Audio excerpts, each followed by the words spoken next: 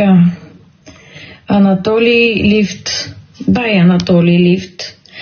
Заради малкия. О, не, стига бе, хора. Аз съм сигурна, че моето дете много ще спи. Нали? Ужас. Ужас. Добре, де. Кот такова. Лили, здравей, как си? Не.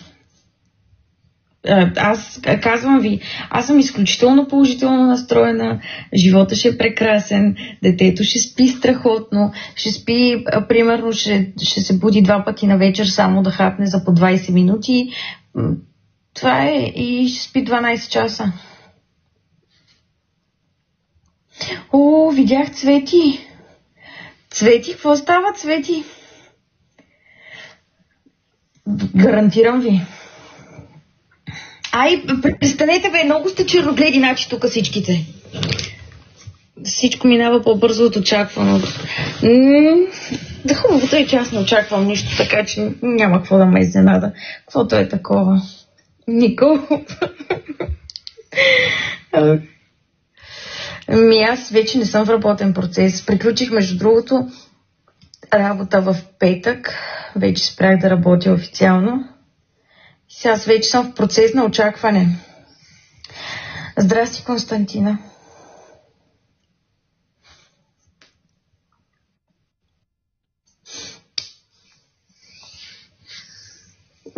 Да, тамагочетата, да.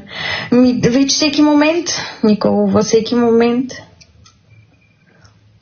Не знам. Не, няма да влезне за лъв. По-скоро ще няма да влезне за лъв, за жалост. Сега на лайф. Вие представете ли сте ми изтекат водите на лайф?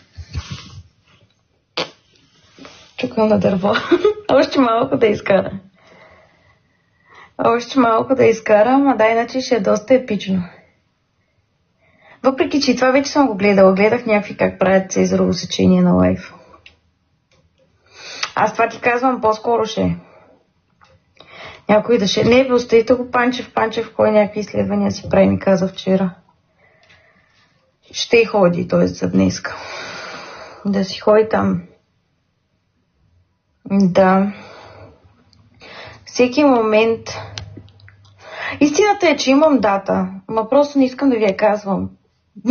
Знам точно кога ще се роди, просто не искам да ви казвам. Лели, казвам ти буквално